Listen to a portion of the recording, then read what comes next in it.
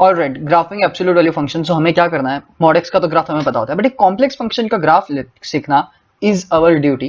कि mod x का graph तो खैर ठीक है, हमें पता है कि वी शेप होता है, ये मेरा पॉइंट होता है 0,0 और ये पॉइंट पे मेरे को मिलता है बेसिकली मैं जब x 0 पुट करता हूं तो यहाँ पे मेरे को y 0 मिलता है, and that is the point where I get a corner point. यहाँ पे मेरे को कॉर्नर पॉइंट मिलता है ना, ये थोड़ा मेरा कॉर्नर पॉइंट है, and this is why I get the modulus of x as a V shaped graph.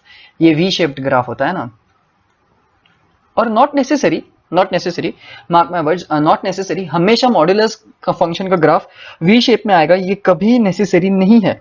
मतलब आपको लगेगा कि भाई मॉड्यूलस है तो वी शेप आना चाहिए, तो ये वी शेप हमेशा आएगा, ऐसा कंपलसरी नहीं है। आज की इसमें तो आएगा ही, ये वाले ग्राफ में तो हमारा पक्का आएगा वी शेप, बट मैं बता रहा हूं कि देयर आर फंक्शंस जिसके वी शेप के ग्राफ नहीं होते, इवन दो वो मॉड्यूलस फंक्शन रहते हैं। Alright, let's just see what do we know about modulus function. ये मॉड्यूलस फंक्शन है तो हम इसके x इंटरसेप्ट्स निकाल सकते हैं, यानी कि हम रूट्स निकाल सकते हैं इस फंक्शन के, ताकि हमें ये मेरा x यानी कि ये मेरा y है, और ये यहाँ पे मैं x एक्सिस लिख देता हूँ। ठीक है, तो ये हमें आसानी रहती है समझने के लिए, ठीक है ना। ओके, सो मैं क्या करता हूँ, पहले तो मैं इसको आइसोलेट कर लेता हूँ, मॉड्यूलस को एक तरफ और फंक्शन को एक तरफ। सो पहले इसको मेरे को आइसोलेट करने के लिए मुझे इसको आइसोलेट करने के लिए क्या लगेगा, मेरे को इसको जीरो को set equal to zero set करना पड़ेगा, यानी क्या मुझे ये जो g ऑफ x है उसको जीरो सेट करना पड़ेगा। So let's do this, g of x is equal to zero, g of x equal to zero. इसी का मतलब मेरा हो जाता है 4 minus modulus of 4 minus 2 times modulus of 3x plus 1 modulus complete equal to zero. Now when I solve this, फिर इसका मतलब क्या होता है कि पहले मॉड्यूलस को मैं आइसोलेट करूंगा, और आइसोलेट करने के लिए क्या लगेगा, मॉड्यूलस ऑफ 3x प्लस 1, ये दोनों तरफ ऐड कर दो 2 के साथ में, तो ये इस तरफ चले जाएगा अपना, लेकिन 2 बच जाएगा, 2 यहाँ पे 4 के साथ में डिवाइड हो जाएगा, तो मेरे को आंसर मिलेगा 2। इसका मतलब modulus of 3x plus 1 is equal to 2 होता है, और हमको पता है कि how to evaluate and how to find the values of x, then यानी कि x के रूट्स निकाल रहा हूं मैं, सो दैट वो मेरे को यहाँ पे मिल जाएंगे, तो मैं प्लॉटिंग मेरे लिए आसान हो जाएगा। So let's do this. So ये होता है -3, अच्छा ऐसा लिखते हैं ना, -3x plus 1 equals to 2। This implies what, well minus है तो मैं दोनों तरफ माइनस से मल्टीप्लाई कर देता हूं, तो ये प्लस हो जाएगा, ये मेरा माइनस हो जाएगा। इसको मैं सॉल्व करूंगा तो मेरे को आंसर क्या मिलेगा, इसको अगर सॉल्व करता हूं, सो मेरे को आंसर क्या मिलना चाहिए, यहाँ पे माइनस जाएगा तो -2 -1 -3, और यहाँ पे 3x है तो 3 डिवाइड हो जाएगा, तो यहाँ पे बच जाएगा 3x इक्वल टू -3, और ये 3 दोनों तरफ डिवाइड कर दूंगा मैं, तो हो जाएगा x इक्वल टू -1। सो मेरा पहला x इंटरसेप्ट क्या आया, -1, जो कि यहाँ पे है। इसका मतलब मेरा ग्राफ ये पॉइंट पे से कट होके जाएगा ये पॉइंट पे से। अब वो कट होगा या टच होगा हमें वो समझना है, जैसे वी शेप यहाँ पे बनेगा या कहीं और बनेगा हमें वो देखना है। एनीवेज, एक बार ये माइनस आता है क्योंकि मेरा x क्या था, लेस देन 0 था। अगर x मेरा ग्रेटर देन 0 होगा तो 3x प्लस 1 होगा, सिर्फ 3x plus 1 equal to 2 exactly. और इससे मेरे को आंसर क्या मिलता है, इससे मेरा आंसर हो जाएगा 3x इक्वल टू 1, तो दोनों तरफ 3 से डिवाइड कर दूंगा मैं, तो मेरे को x इक्वल टू 1/3 मिल जाएगा। ये मेरा दूसरा हो गया, 1/3 मेरा कुछ समथिंग इट्स ओवर हियर। सो ये पॉइंट पे से वो इंटरसेक्ट, अभी देखो मेरे को x के 2 वैल्यूज मिल गए, तो यहाँ पे मेरा ग्राफ कट करके जाएगा। इसका मतलब मेरा वी शेप जो है वो कहीं ऊपर आएगा, ऐसे के शेप में आएगा मेरा ग्राफ, इस हिसाब से कि वो ये लाइन पे से और ये लाइन पे से पास होगा। ये ऐसे मेरा कुछ ग्राफ आएगा, कुछ इस हिसाब से मेरा ग्राफ आना चाहिए। ऑलराइट, लेट्स सी नाउ कैसा आएगा। सो ये तो मेरा x इंटरसेप्ट आ गए, ये वाली पॉइंट -1 -1, 0 और 1/3, 0, ठीक है ना। ये दो मेरे पॉइंट्स अवेलेबल है मेरे पास में। Now let's do one thing कि हमें अब x इंटरसेप्ट मिल चुका, तो let's find out y intercept. y intercept कैसे फाइंड आउट होता है, these two are my what, x intercept. Now what will be my y intercept, well y intercept के लिए मैं क्या होता है, x 0 हो जाता है, मेरा x 0 हो जाता है। तो अगर आप यहाँ पे x 0 पुट करते हो ये इक्वेशन में, तो आपको ये y की वैल्यू मिल जाएगी।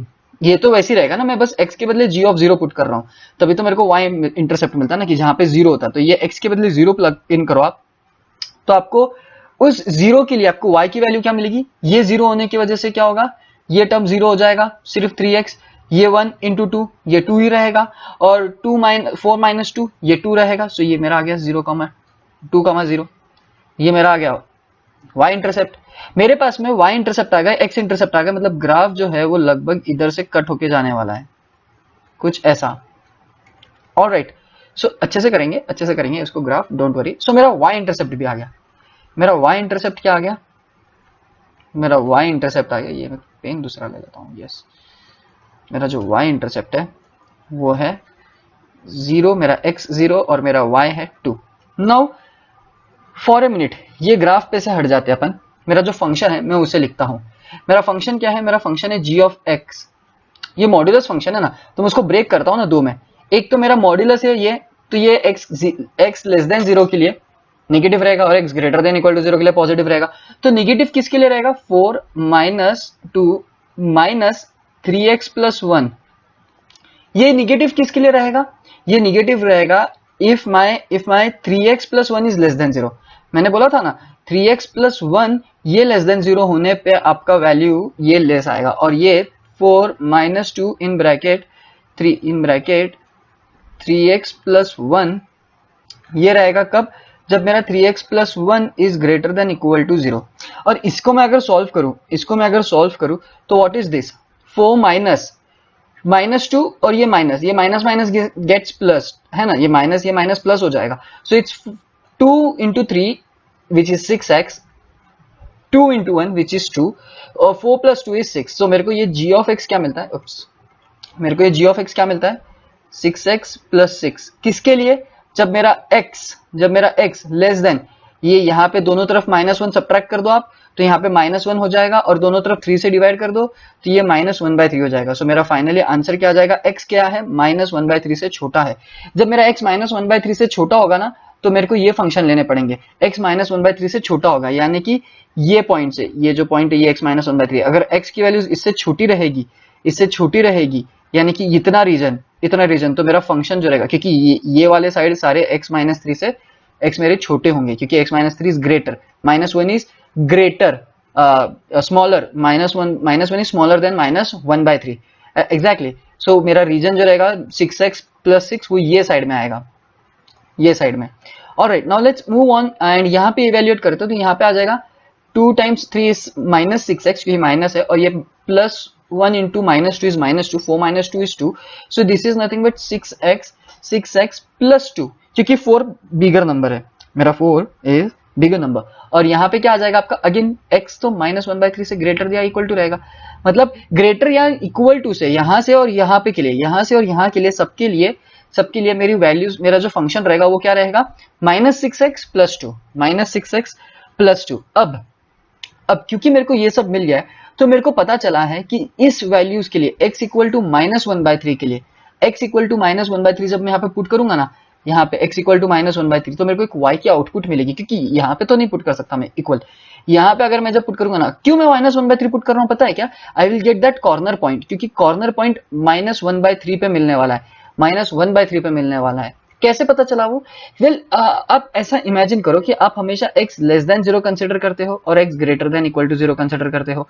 सो which says that for this value of 0 you get the starting point, है ना। यहाँ पे आपको ये जो v पॉइंट ये मिलता है, एक extreme point, minimum point, that is to say that कि आप आपकी जो वैल्यू पुट करते हो आपको y का आउटपुट मिलता है करस्पॉन्डिंगली दैट। सो सिमिलरली आप जब यहाँ पे वैल्यूज पुट करते हो, जब आप -1/3 पुट करोगे, तो आपको यहाँ पे -1/3 पुट करने पे क्या मिलेगा? x इक्वल टू 3, अपना x नहीं, g of x equal to 3 नहीं 4 मिलेगा। 4 यहाँ पे -1/3 पुट करने से minus cancel, 6/3 is 2, 2 + 2 is 4।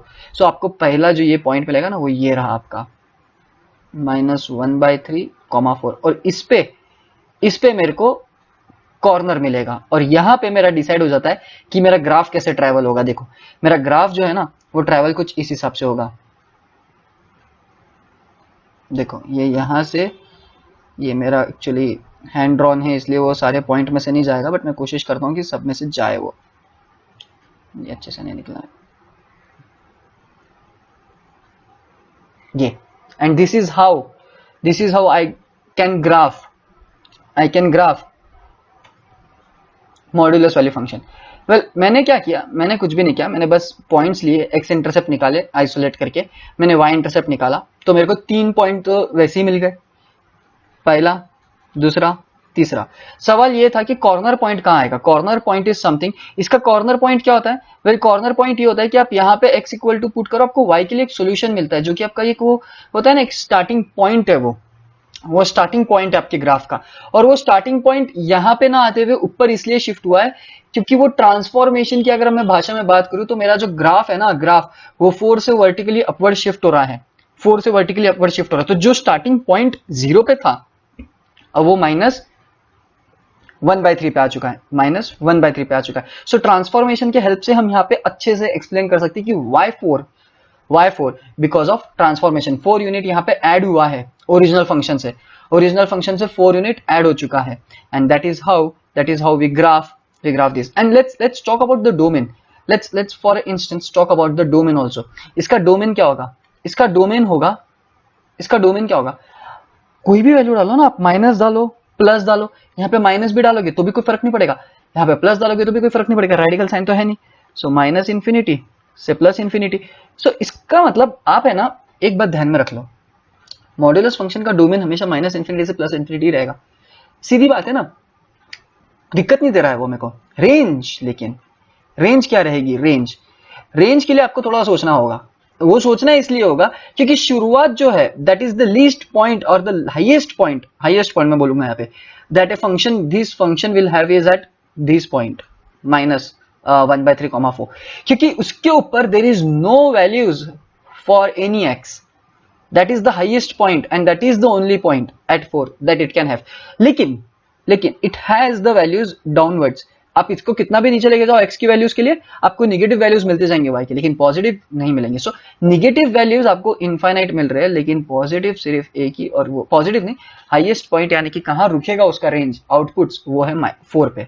So the range is minus infinity से 4। Now let's talk about extreme point.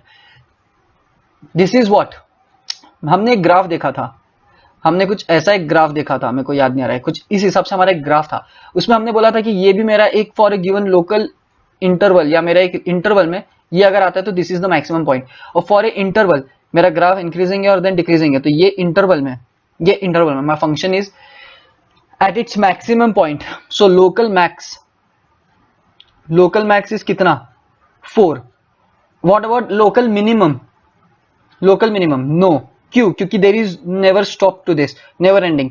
What about absolute max, well yes I can say about absolute maximum, कैसे, क्योंकि what is the local maximum is my absolute maximum because इसके ऊपर तो कोई point ही नहीं है, तो 4।